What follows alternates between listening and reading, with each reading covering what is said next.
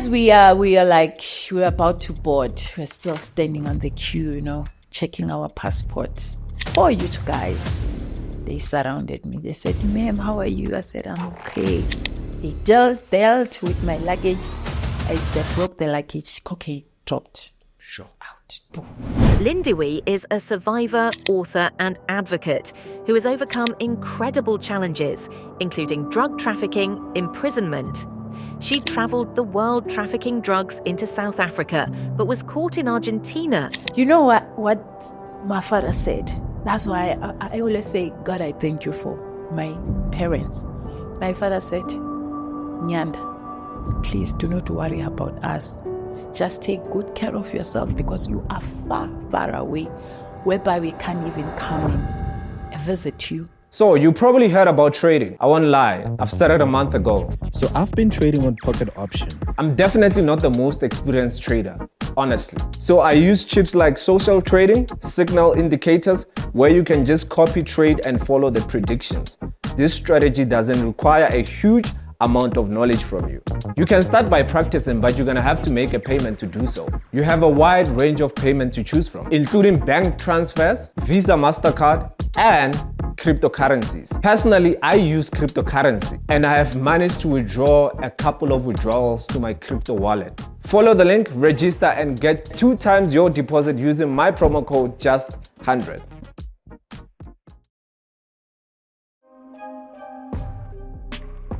Sis Lindiwe, how are you? I'm good in yourself. Thank you. How are you feeling? Hey, I'm just nervous. I don't know why, but I'm not a nervous person. But today, I'm just feeling, a little bit nervous. But we will flow. Is it not because of you feeling a bit cold? It's cold in Joburg. I don't know. Maybe. Yeah. I like your earrings. Thank you. Where did you buy them? It was a gift, actually. By the... No, I was invited in one of ladies that were having a seminar, women's seminar. Yeah. So after motivating, they just gave me a couple of their different, designers. They gave me these earrings. So you were at a motivating seminar. Yes. Do you do motivation? Yes, I do. This Motivating is girls? My aim is mostly girls, but because of the drug trafficking problem that we are having, it's not only women who is doing that. So sometimes, yes, I do go to seminars whereby there are men and women, but my main focus, I'm like, trying to teach our girls, trying to tell them that they need to stay away from all those things, because we like the slaying life, slay queens. Every woman now, if you go out there, you talk to ladies, we are all after the slaying life. We want to look glamorous, but it's good when you are working for it. But do not go after this quick money thing that we are after as ladies. So, yeah. That's all I can say. Speaking about drug trafficking, you were involved in some serious drug trafficking, and you're about to share the story with us. But let's take it back. For people that don't know you, who are you? Oh, well, thank you so much. I'm Lindiwe Mdlalose. Lindiwe Mdlalose, a mother of 2 girls. I was born in Benoni. There's a small location called Wardville. I was born there. Then I grew up in Vosloorus. Lindiwe Mdlalose, she's coming from a Christian background. My mom and dad, they are bishops. I'm a PK. Yes. So I'm a PK and also I'm a musician. I'm a gospel artist as well as a motivational speaker. I'm not just motivating because people are doing it. It is because of the testimony that I have. That's why I motivate today. So you speak about you are a gospel artist. You grew up in a Christian family. And later on, I know that there's been drugs involved and all that. But let's talk about your childhood. Growing up in a Christian family. Your father is a bishop. How was it like? Was it a bit of a pressure that you need to become a pastor one day? Hey, wow! I love the way you are phrasing it. Pressure. Yeah. I don't wanna lie. Well, Lindiwe Mdlalose, when I was still a child, I was very shy. I was that type of a child who is shy, and I always loved my space. But there was this strange thing about me. I had this like I would say it's a bad interest. I'd like to say to parents out there, we need to monitor our kids.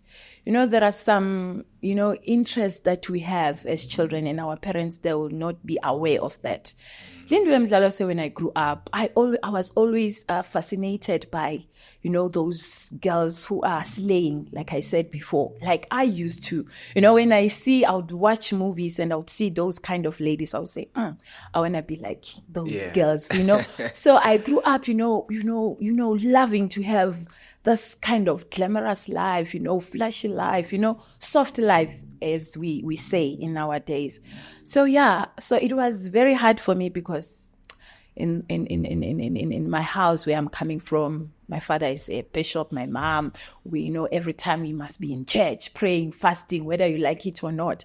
But I used to enjoy that though. But there was this also part of me that was fascinated by, that kind of lifestyle, going to clubs, vibing around.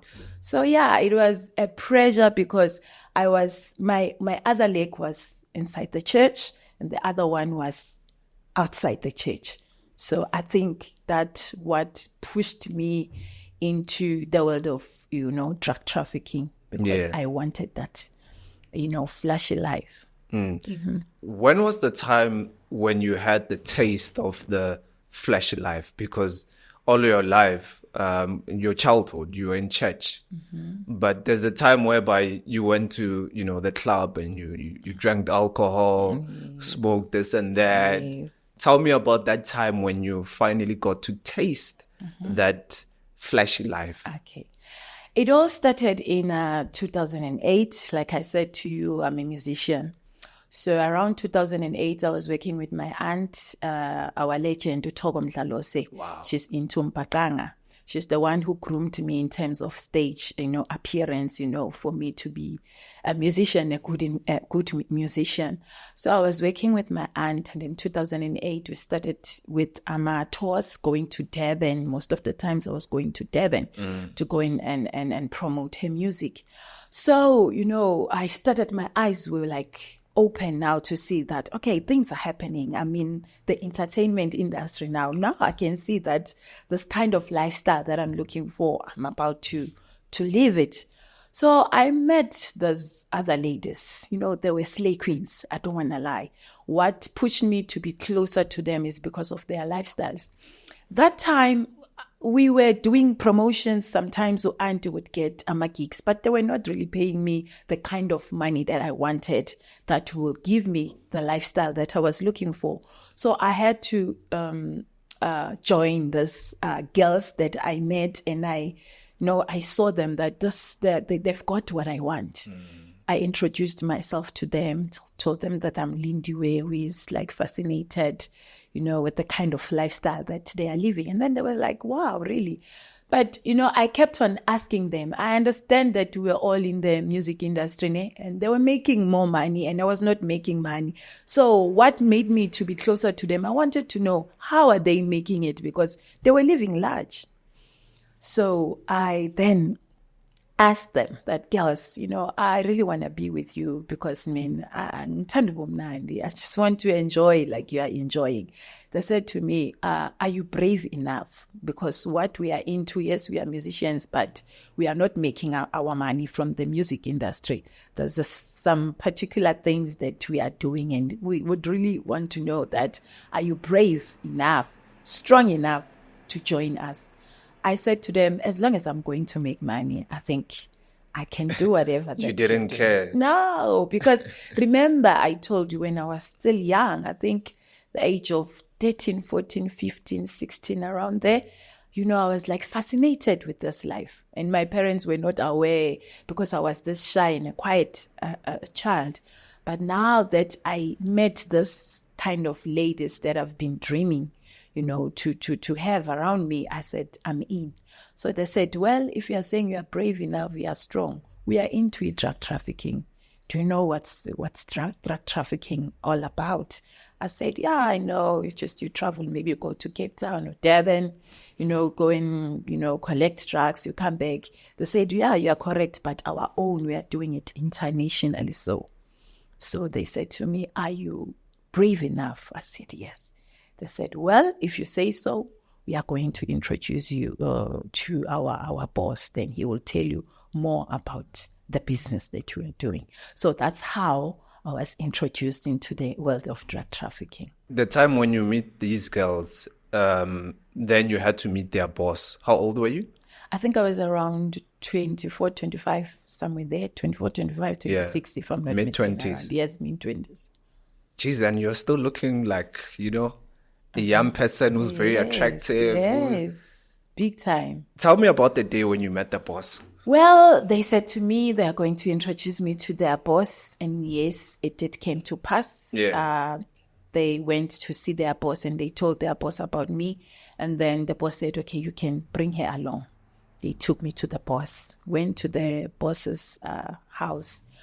When I entered there, the first question also that the guy asked me, he said to me, lady, before we can even go further about our conversation, are you brave enough? Are you strong enough to do what these ladies are doing? Just a quick one. The nationality of this boss. Okay. Is he South African? He's Nigerian. Okay. He's Nigerian. So he asked me if I'm strong enough, I'm brave enough to do what these ladies are doing. I said, yes, sir. He said, well, if you say so, first thing that we are going to do would have to change your image, because when you travel all around the world, you need to look like this, a businesswoman who is like having her own things, When you enter airport, even the police people, they shouldn't be suspecting you, taking you for granted. So we're going to have to change your image from your hairpiece and everything. I said, wow, this is the kind of lifestyle I've been looking for. So he said, what's going to happen? He said, also, we are going to buy you a ticket. And also we are going to give you a pocket money. But before you go, obviously we need to give you money to go and buy whatever you need, clothes, your handbags, everything that you need so that you can look good. I said, well, I can do this. He said, fine. Wherever that we are going to send you, you're also going to meet people who are going to take you to a very nice hotel, and they're also going to pamper you. They will give you pocket money. I mean, you're going to enjoy yourself while you are wherever we are going to send you. I said, yes, I don't have a problem. I think we're good to go. So from there, he said, if you say yes, next week we'll need you to travel to Brazil for us. I said, I don't have a problem. We can do it. So that was quick. You had to do a passport. Already, because, being a musician, you must always be having your passport, because be ready. Tours, be ready. Anything can happen. Yeah. So already my passport was there. And then Brazil, by that time, there was no visa for me. So it was a quick trip for me to do. So on my way going back home, remember I told you my father is a bishop and my mom. So I had to tell them that we'll be going for tours, like I'm going to Durban with my aunt, because that was the story I used to use every time I'm going out, to travel and collect drugs. I'll tell them I'm going for music tours. It's either Durban or Cape Town. That's what they knew about their daughter. So went back home, told them the story, and then the boss, they prepared everything for me. And then the day came whereby I was expected to go to Brazil. I went, traveled to Brazil. You know what the boss told me? He said, Lindiwe, please do us a favor. You need to be strong, whether you like it or not, because fear, you don't need that thing, that spirit next to you. Because the moment you've got fear, that's when you'll be suspected. Yeah. So let me tell you, when I entered the airport, R Tambo, going to Brazil, I was like moving as if I'm owning the world, because I was told that never ever, show people what kind of business you are doing. You need to be brave. Remember, you're a businesswoman. You've got your money. So they would make that image for people to look at you and say, wow, this lady, she's a powerful lady. So they wouldn't suspect you as somebody who's doing drug trafficking? I don't want to lie to you. I was not suspicious because I composed myself very well. I followed the instructions as I've been told. And also, if they want to check your bank account, I mean, these people, they prepare you. If in case they want to check Uguti Vele, you're a businesswoman, you've got all the things that will be needed. When your boss sends you to Brazil, does he give you cash? You mean the cash for the money that I'm using to go and buy drugs and stuff? No, that one, they've got like partners, people that they are working with in Brazil, wherever that they'll be sending you. They've got partners there. So their own agreement and whatsoever, they do it while you are not there. My own is to go and bring the luggage with the drugs. But in terms of the money, how they are doing it, it's between my boss and those people on that side. Oh, so you are logistics, basically. Yes, okay. Yes. So going into Brazil, what happens now? Because this is your first time in Brazil. You don't know anybody. Those guys that speak Portuguese. Hola, como está? Yes. So when there, like I said, he said to me, when you reach there, you'll find people waiting for you. And it was like that. When I reached there by the airport, there were two ladies with a guy there waiting for me. Then they, welcomed me. They gave me a very warm welcome. And then they took me to a very nice hotel, like I was told. Then they gave me money as well, pocket money, to buy whatever that I want to buy, because I think it took me a week while I was waiting for the thing that I came to collect, the cocaine. So they gave me money, to go and buy and do shopping, whatever that I need. It was, I don't want to lie, to me it was more like a holiday, because I had to compose myself and tell myself that, Lindwe, you're going for a holiday. Yeah. So no stress, just relax and enjoy yourself. Yes, I did. So yes, a week I was there. And then I remember very well, the day before I would travel, coming back home, they came into my room, the hotel, same people. So what was strange when this time around when they came is that they were having a new luggage. When they came, they said to me, Lindwe, this is the luggage that you'll use going back to South Africa. What's going to happen is that you need to offload your clothes from your luggage, the one that you came with, and transfer your clothes to this new luggage. The reason being is because the cocaine, everything is inside. When you open the luggage, you cannot see the drugs, but you only see the drugs when you break the luggage, because it was already manufactured from the factory. So yes, I had to remove everything from my luggage, and I placed everything in the new luggage. So they said to me, Madam, good luck. Tomorrow we won't be here. You'll be going back to South Africa. May God be with you. Let me tell you something. Even if we do bad things, we do our evil things, we always remember God. That very same night, I did not sleep. I had to pray the whole night, because remember, I'm carrying drugs here. Anything can happen. I know there's risk. I know there's jail. So I had to pray and ask Father God to be with me, to protect me, to guide me. Prayed the whole night. In the morning, I woke up, prepared myself very well, composed myself very well. You know what? Businesswoman. Yay. I didn't have a choice. Went to the airport, and then to God be the glory, I checked in. I boarded in safely, came back home successfully. So I told myself that I'm going to do it once. When I get this money, I want to open a business, because that was the plan. But because of the way, those people treated me when I came back to South Africa with their drugs. From the airport, they were already waiting for me. They took me to a very nice hotel near the airport there. We went there. It was a celebration. Remember when you came back with the cocaine, it's a celebration, because everything went well according to their plans. And they know that money is coming. Remember drugs, we're talking drugs here. Drugs. There's a lot of money in that business. So I came back, there was celebration in that hotel, champagne everywhere, celebrating. What happened is that the money that we have agreed that they are going to pay me, the way they've displayed the money. That made me to go mad and say, this is the life I've been longing for. They took 100 rands, 200 rands, like put it on top of the bed, like there'll be 100. The bed was full of mali everywhere. I said, damn it, am I dreaming or what? Because these things, you only see them in movies. I said, this is really happening to me, Lindiwe. How can I stop this life, this soft life? Wow. I said, no, I'm not going to quit. I'm just going forward with this lifestyle. So went back home.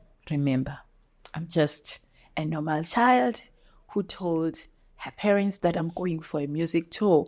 Now when I'm coming back home with this, money, with this serious money, how am I going to explain it to my parents?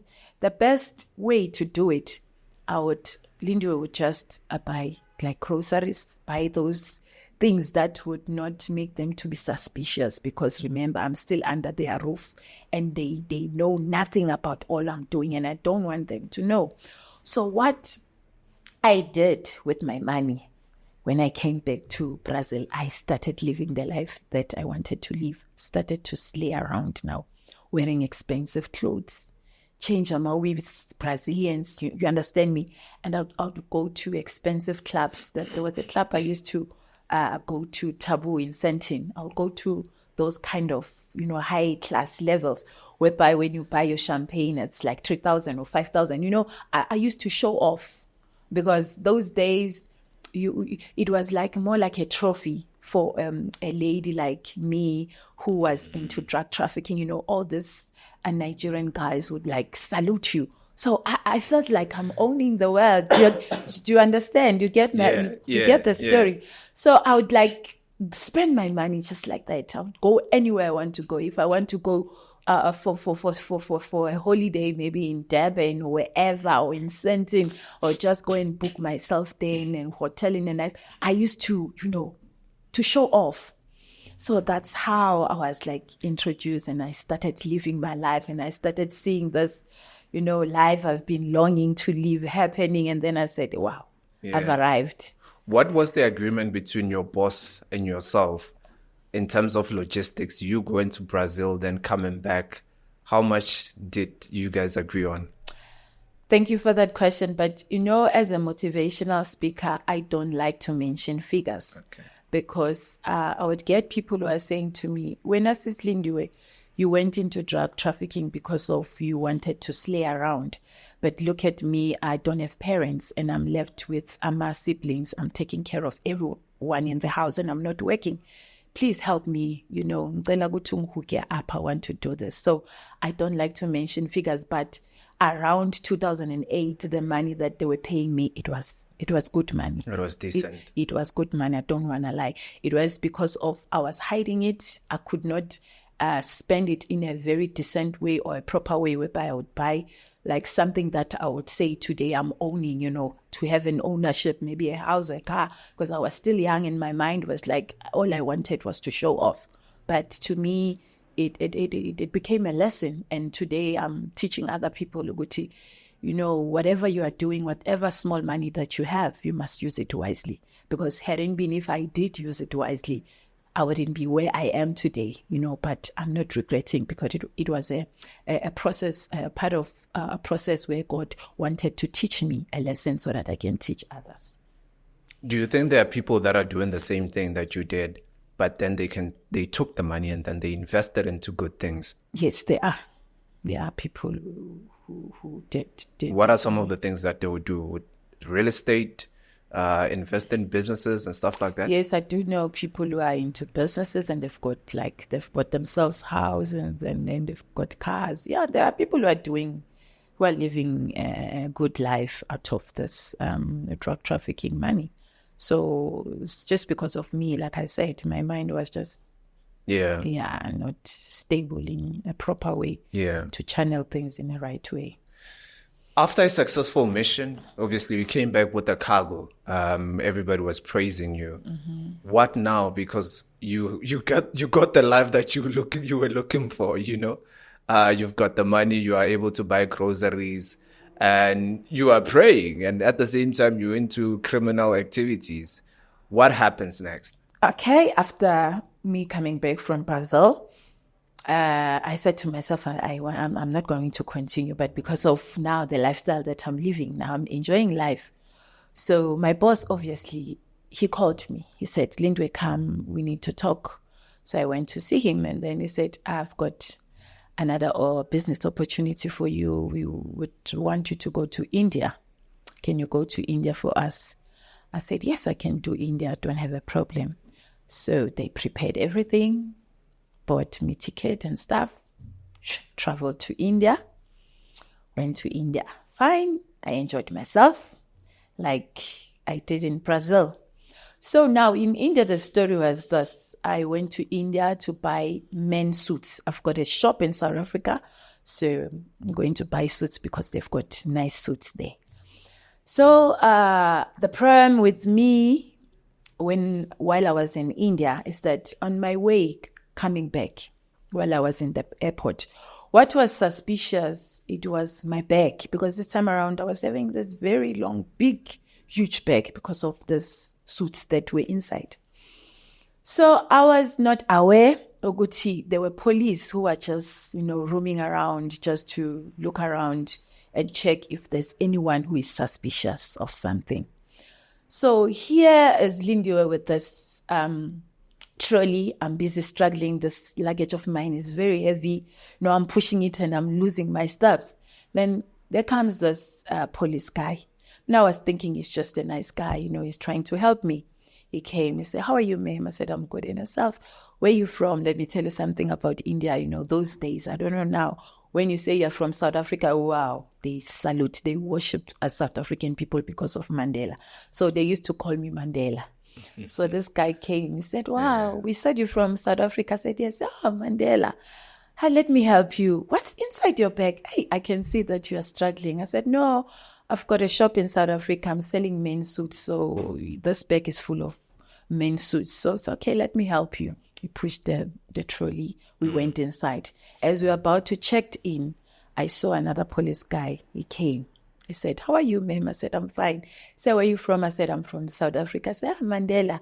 He said, I hope you don't mind. We just want to ask you some few questions because, hey, your luggage, man, there's something about this. What is inside here? I said, no, men's suits. In my mind, I was still relaxed. I didn't think that maybe there might be a problem. They said to me, can you kindly follow us? I followed them. We went into their office. When we opened the door, there were 4 police guys sitting. It's like that's the boardroom situation. Sitting there, I entered. They said to me, sit down. I sat down. They said, can you give us the permission? We just want to check inside your luggage. Your suits, man, it's too heavy. Took my luggage, they put on top of the table. They started opening the luggage, and then one by one, checking the suits. So while they were busy doing that, while I was sitting down, this other police guy, he was looking inside me, inside my eyes, just like that. I said, God, what is happening? Now I'm like, blushing. I don't know, should I look at him or should... So he looked inside my eyes. After that, he said, ma'am, can you follow me? Let's go outside. We went outside, me and him. He said to me, how much do you have? I said, how much do I have? What kind of a question is this one? I was asking myself inside. I said, should I answer? What is it? He said, ma'am, how much do you have? Because we know what you have inside that luggage. I said, wow. Am I in trouble? Would be stubborn. Let me cooperate here.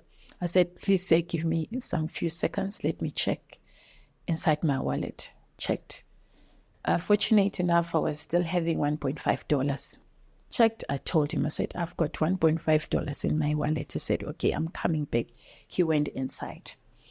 He went there. It took a while, before coming out. He came back to me. He said, you are very lucky. I went inside. When I went inside, everybody was just pointing it. Just said, you are very lucky, but next time don't try us. They closed my luggage. I went out. You know why? You know what? I was supposed to make a decision there and there and say to myself, Lindiwe, it's a game over now, because I was nearly closer, to be arrested. And what I used to do in all this trips that I used to do, I would research, I would Google the jails. Every country that I go to, I check the jail. I checked the jail, their jail in India. Oh, it was terrible, it was horrible. I said to myself, you know what, I was supposed to stop there and there, but because of, I'll tell you something, Justice. I would say, there was this spirit that was behind me, that was pushing me. I don't want to lie to you. I had all the signs. God was really showing me that, this thing that you are doing, my daughter, there's danger in it. But because of this spirit, this demon, I couldn't listen. My eyes were like blind. My ears were blocked as well to hear or to see the signs. What happened is that, okay, I bought it. I came back to South Africa successfully. They paid me as usual. Life continued as like Lindy was laying around, showing off, to get my point. So my boss, he came back to me again. Same place. Lindwe, can you go to India? What I'm trying to say is that we really need to be careful because, God loves us. I don't want to lie. In everything that you'd find, like a mess, let me say, in a mess that you'd find yourself into, God must have been showed you, some signs that this direction you are taking, you are going to have a problem. But because we as human beings, we don't want to listen. We just want to do things on our own. We think we are smart. I was supposed to turn down that offer and say, no, I'm not going to India. But what happened to Lindiwe? I went back to India. That time around, I did not have any problem. To God be the glory, I came back successfully. All I want to say is that I think God allowed everything to happen to me because he had a purpose with my life. That's why today, when I look back, I say, God, I thank you. Now I understand why I had to go through this journey, because God wanted me to be his vessel. God wanted me to be his mouth to talk out there and, and tell people, Uguti, because I know there are a lot of people who are still doing drug trafficking. There are a lot. And I know most of them, they must have been heard my story. So I think where I'm sitting even today with you, Justice, to people who are going to listen and hear the story, maybe I think few lives will be changed. Some, they will take the decision and say, I think I have to cut because there's where I'm heading to. So all I'm saying is that there are spirits, there are demons that are closing people's eyes and blocking their ears not to hear, not to see. Because of why? Because the devil, he has his own agenda. So I came back successfully. They paid me my money and everything. I've been to Africa because sometimes in my trips, normally I would not use the OR Tambo, as in like from Brazil and come up straight here. I would go to Congo, also via Congo. I've been to Congo, Zimbabwe, Zambia. Sometimes I would drop other drugs there, and I've been around a part of Africa as well. Zimbabwe, I would also do my, drop some drugs there and via come back to Namibia, use bus, come back to South Africa. So I've been to Africa, I've been to abroad, America, I've traveled the world. I can say that, doing drug trafficking. So where I'm heading to now is the year that I always say to people, and when I say this to people, some of people, they say, but Sister Lindiwe, how can you say that? I say, yeah, I thank God for year 2012. That year transformed me. That year changed me. Because hadn't been, if what happened in that year did not happen, I wouldn't be alive. First of all, Lindiwe Mdlalose, I was moving in a very, very fast lane. Apart from trafficking drugs, I was this type of a lady whereby when the minister particularly from Nigeria, they are coming to South Africa, they would call me because I was one of, like beautiful. Like now, yes, I'm still looking good, but those days I was like more, because money also, money can give you that. So they would call me that we've got, special guests that are coming. So can you please organize beautiful ladies? Would go to Sandton. You just sit around with those big men, rich guys, just to sit around with them. Nothing much, they would pay you. So I'm trying to show you the kind of lifestyle that I was living, and yet I'm coming from a Christian background. I don't know why today I'm being like more of, I don't know, preaching or what, but I think there are people who are going to be saved from this episode, that I was coming from, my parents, they are very powerful, my dad and my mom, and I thank God for their lives, because hadn't been, if they were not standing and praying for me, I wouldn't be still alive, because I know myself where I'm coming from. But I thank God for the year 2012, because what happened in that year is the reason why you are having me, sitting next to you, and we are having this special conversation. Now I get a call from my boss. He said to me, one thing I would like to say, I can't talk bad of that guy, remember? Yeah. Most people say, why when you're being interviewed, we don't hear you talking bad about, Nigerians, this and that. Remember, they did not force me. They did not put a gun on my head and say, hey, you do this. I'm the one who went into their territory and say, this is what I want to do. So the guy was fair enough. He called me, he said, Lindwe, we want you to travel to Argentina for us. But where you are going, the security is very tight. I want to be honest with you. I want you to think about it. It's either you would travel, or you say yes, or you say no. I won't have a problem with you, because I know where you are going. The security is very tight. Take your time, think about it. He called me. I said, okay, fine. Say, I'll let you know. Immediately when he dropped the phone, you know what came into my mind? I said, if I managed to maneuver in India in that situation whereby I was arrested there, but because of money talks, I said, I will still use that thing, because of money talks everywhere in this world.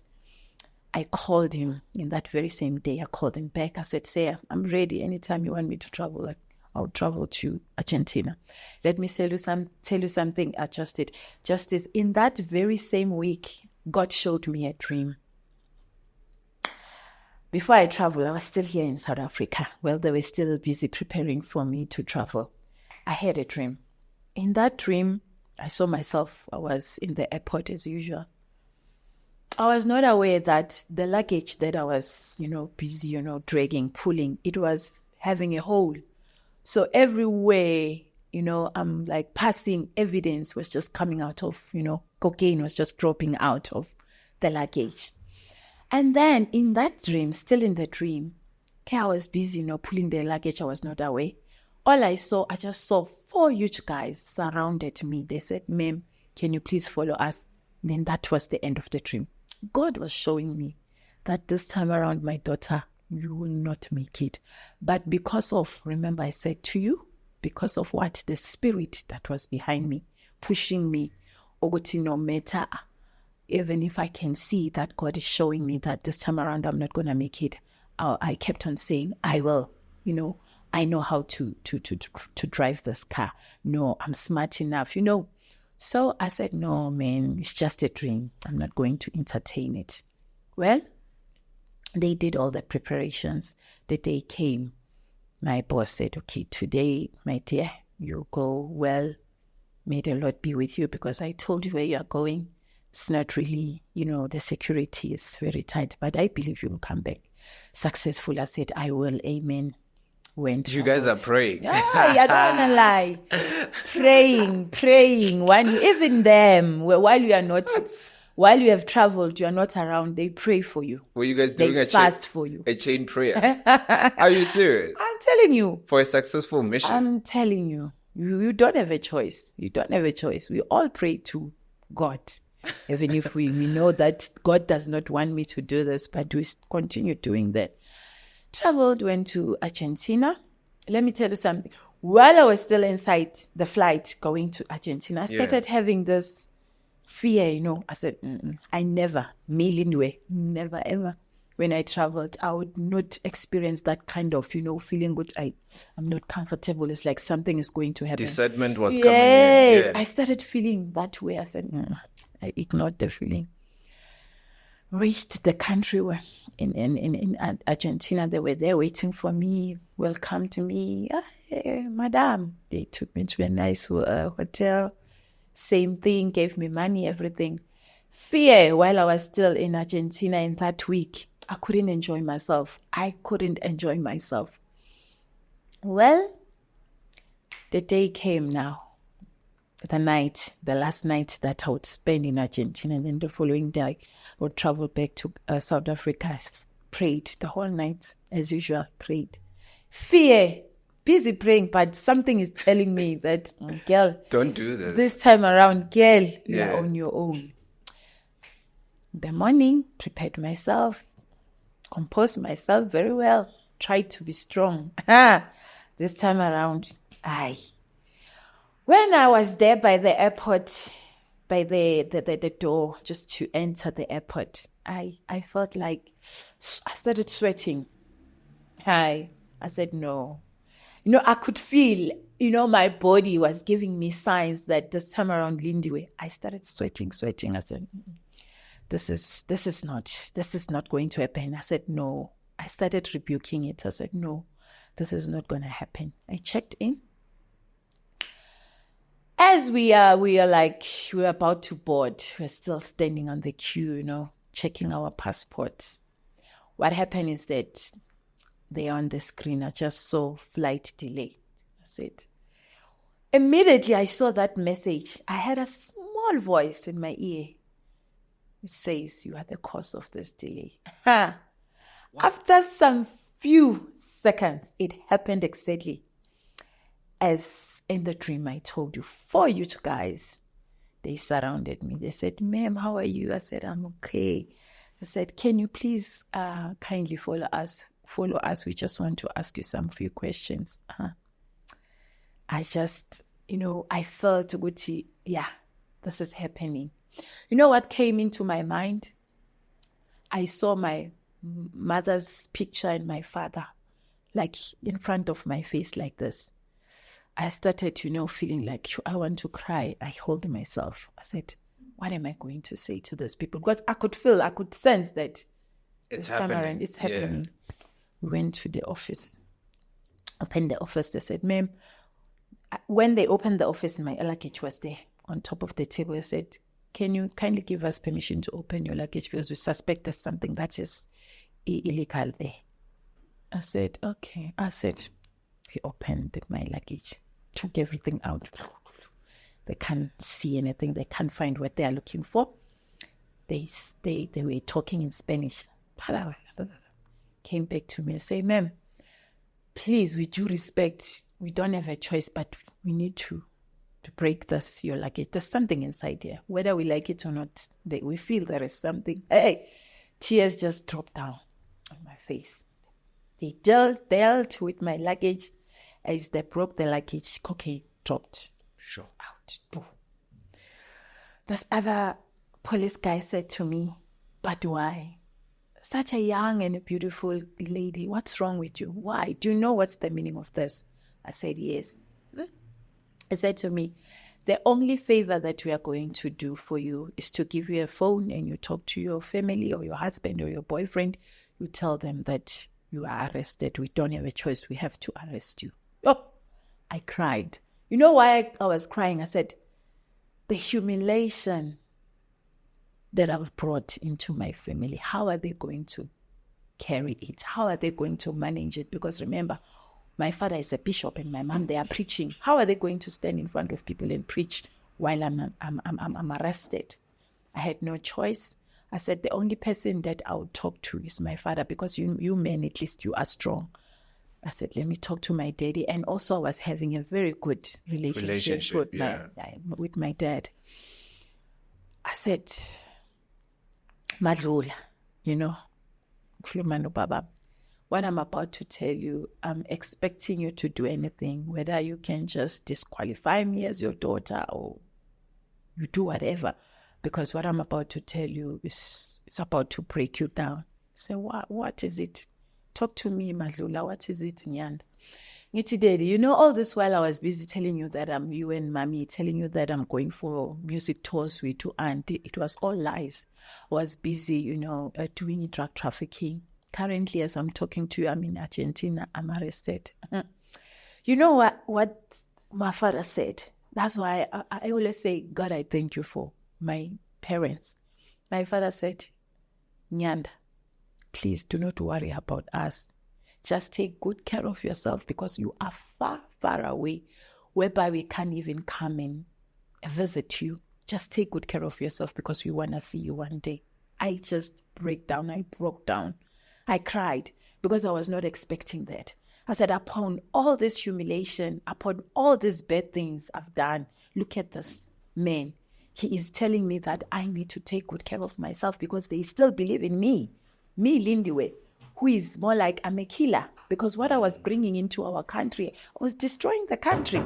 So look at him. I felt so bad. From there, they said to me, you know what's going to happen to you, ma'am? You are going to remain in one of our cells here in the airport. And then tomorrow morning, we're going to take you to the court. That's where everything will be done there. They locked me inside that cell. Oh, my goodness, I could not even sit down on top of that bed, because everything was a mess. You know, it was smelling. Everything was there. You know, I could not. I kept on standing, crying the whole day until the following day. Following day, the police, they came. They took me to Ikumba, you know, the car they are using to put all this, you know, criminal people when they are taking you to court. I said, is this really me? I was inside that car. There were different ladies from different countries. Some, they were white ladies from London. We were all crying. Some, they were from Thailand. Now we are crying, oh, my family, this other one, oh, my kids. Yo, I've got a newborn baby boy. You know, he's 8 months. We are crying now, you know, trying to make each other to feel strong, but it was not easy. We went to the court. When we reached there, my lawyer came, and then you know what he said, because we were using this public government lawyers, ones. Yeah. Argentinian government lawyers. Yes. Yeah. So he came. He said to me, "What's going to happen?" Because my worry was that what if I'm going to be killed? Because some countries, you know, they don't joke. Like China, other countries, they kill you. They kill you. Yeah. My worry was that, oh my goodness, what if I'm going to die? I'm not going to see my family anymore. This guy, when he came to me, said, oh no, Lindiwe, this is how it's going to happen. Here in Argentina, this is how we do things. All the foreigners, they do one same sentence. They give you 4 years, 6 months. All of you. It does not matter how the quantity you had, whether it was small or big. But if you are a foreigner, you're not from Argentina, you are all going to do 4 years and 6 months, but we are going to cut it into two. You're going to do half of it. I said, oh, to God be the glory. It means that you are going to serve 2 years and 3 months. Then that's when I was like relieved. Reality now comes, whereby they say to me, from here, we are taking you to the prison where you're going to serve your sentence. So this is what is going to happen. In Argentina, we don't speak English. We're just helping you now because you need to understand what is happening. But where you're going, you'll be forced to learn the language. Otherwise, maybe if you've got people that are coming from your country and they've been there maybe for more than a year, then now they understand the language. They'll be the ones that will be helping you. But there you are forced, you need to communicate with Spanish because those people, they don't use English. You know, they were telling me the rules and everything that will happen there. I, pinched myself. I said, me, jail. Hey. I said, okay, lady, we can go now. We all went to that very same truck. We went inside. Hey.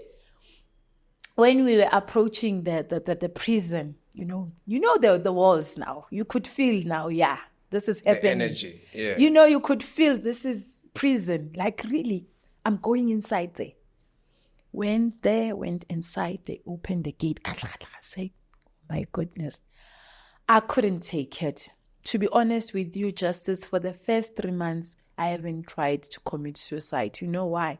Because I was thinking of my parents, that how are they going to continue preaching, you know, because of the humiliation that I've brought into the house. So I couldn't cope. I remember, because what was happening, I was in a pavilion. We used to call them pavilion. We were 10 inside.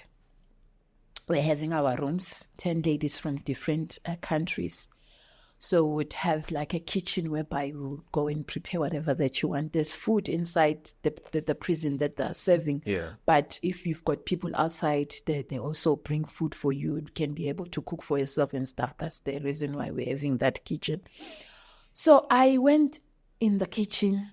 I remember very well, there was a knife that we used to use. It was a very sharp and dangerous knife. I took that knife, went inside my room, because I couldn't cope when I was like thinking about my parents, that, oh my goodness, what did I do? When I locked inside there, I started praying. I said, God, I know what I'm about to do. You don't want us to kill ourselves. You know, you don't want us. So, but I can't take it. The pressure is too much, because I feel like I'm dirty. I feel like I feel like a useless thing. And I feel like even my parents, I heard my dad he said to me, I should take care of myself because they want to see me one day. But I feel like they don't need me because I'm a humiliation. Like, I was condemning myself. I said, the best thing that I can do to myself is just let me just die. I remember the knife was on top of the bed. I was just kneeling on the bed, crying in tears. There was a small voice. Same voice at the airport. The voice said, what about the dream? Please don't kill yourself, because remember the dream. Remember the dream. You knew when you were coming here that you were not going to make it. Just don't kill yourself. It will come to pass. I cried. That's when I felt like, you know, this heaviness I was feeling on my shoulders, the heaviness went like down. So that's how I managed not to kill myself. And then I did myself a favor while I was in prison. I spent the whole time in church because there were pastors coming in. Because hadn't been if I did not do that, Justice, I don't want to lie to you. I was not going to stop. Jail is hell, guys. Hear me when I tell you. I've been there. I know how it feels. It's a very I don't know, man, how to put it. Darkness place whereby everything that is dark you can think of, you will find it in prison. There are ghosts. You see strange things there. Jail is hell. I wouldn't even advise anyone to say, let me try whatever that I want to do. If Sis Lindwe managed to cope, at least look at Sis Lindwe. She served 2 years and 3 months. Maybe I would be lucky like her. Don't try it, my sister. Don't try it, my brother. Ask me. Jail is hell. So I had to go to church every day to compose myself, to be able to hold on and understand, but no, it shall come to pass. 2 years and 3 months, no, it shall come to pass. I will see my family. I will see everyone in the house. Do you get my point? So to God be the glory, I managed to cope. And I had a covenant while I was there. I said, God, when you take me out of this place, please make me not to close my mouth. Make me not to close my mouth. Let me tell people about my experience so that they wouldn't fall into the same trap. That's why today I'm not just taking it easy. I am opening my mouth wherever I am, and I'm not even ashamed, because that was the covenant I had with God. So I served 2 years, 3 months. I finished it, and to God be the glory. I came back to South Africa. And it was not easy. Remember, coming back to South Africa from hero to zero. I used to live large. I used to be a slay queen. Now I'm coming back differently. I'm a person who is different. And let me tell you something. Ijele can damage your mind capacity. Yeah. I don't want to lie. Even today, I'm still feeling those effects that I am a side effect that I got from a prison. Memory army, it does into a shutdown. You can talk to me like I'll be looking at you like this, but I wouldn't even be hearing you what you are saying. I do have times like that. Jail is hell. That's why I'll keep on repeating it. It's hell. So I came back. To God be the glory, because of my parents, because of my family, the support they gave me. It was not easy for me when I came back to South Africa. I had to start life afresh. And I told them that please don't tell anyone that I was arrested. Just keep it a secret, because I don't want people to judge you when you preach, and then they'll be telling you that, please don't tell us about your daughter. Don't come in and preach here. What about your daughter who was in prison? So it took me time. It took me a long time to open my mouth and to be brave enough to talk about this testimony of mine. The reason being, I was protecting my parents. I was protecting my family. I thank God for their lives. And I would always say, God, may you continue to increase them. May you give them their heart desires, because through their prayers, I'm what I am today, brave enough to share my story to the whole world. So came back in 2014. And then it was hard. Well, when I came back to South Africa, what is good about it, I don't have a criminal record in South Africa. I can get a job, I can do whatever. The criminal record was in Argentina, but to God be the glory, this year I'm cleared off because it's now 10 years.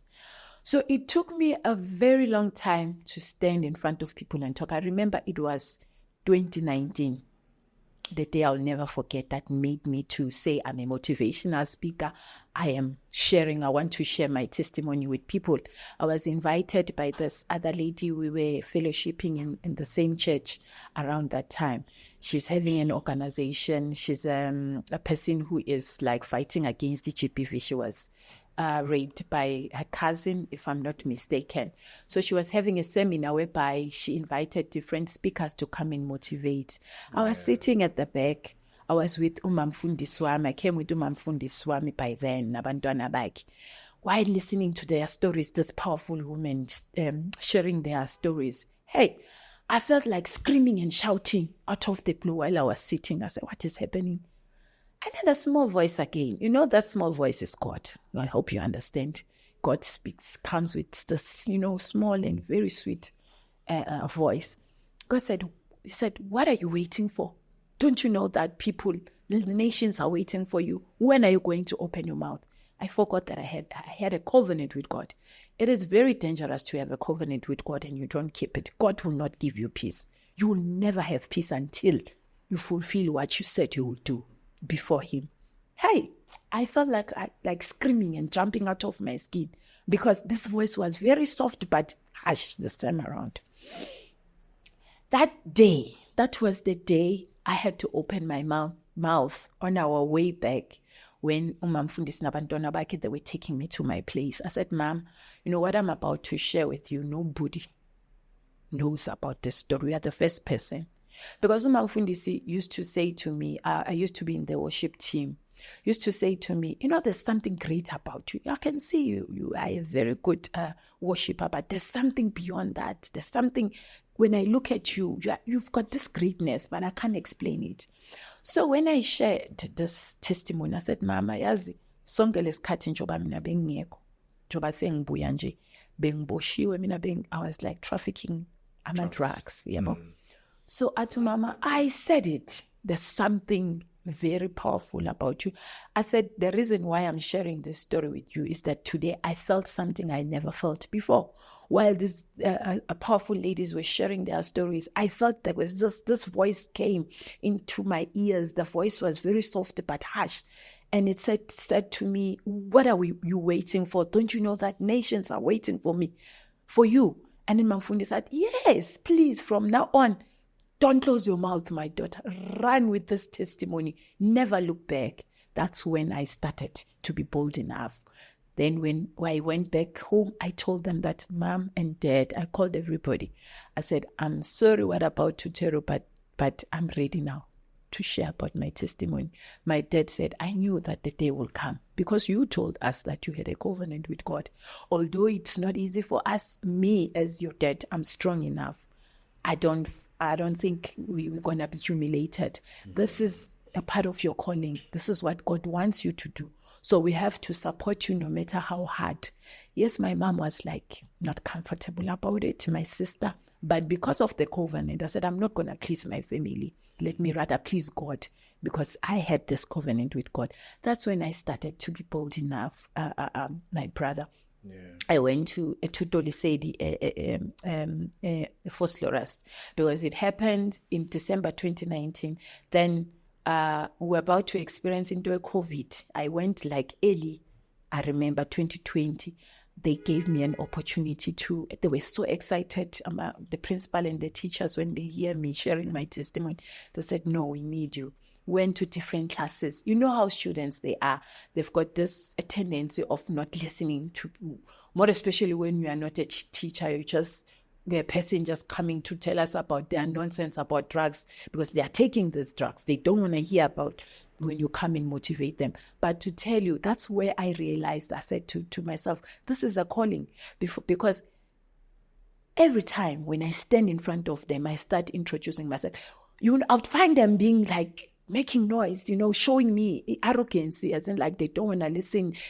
But when I open my mouth and I start sharing, they will give me the attention I would never even thought of. So that's when I realized, I said, I am called for this.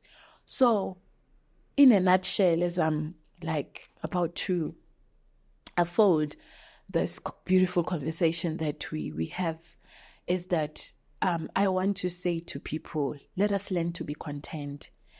My mom and my dad, they've tried, they've done what they could, to take good care of us. I'm not coming from a rich family, but they were trying for us to be okay. But because of me, I was never content. There was this lifestyle that I wanted that was out of their will and their wish. But I continued, with that lifestyle, and God took me through a journey because there was a purpose, the purpose that I'm seeing today. So I want to say to people, let us learn to be content. Don't envy other people's life, because what killed me, what destroyed me, is that I was like envying other people's life. I never appreciated the life that God gave me as Lindiwe, but I wanted life yabanye abantu. So I would say to people, let us be content. Let us not envy other people's life. Just wait upon the Lord and just keep on pushing. Push your goals, push your dreams. I know we all have dreams.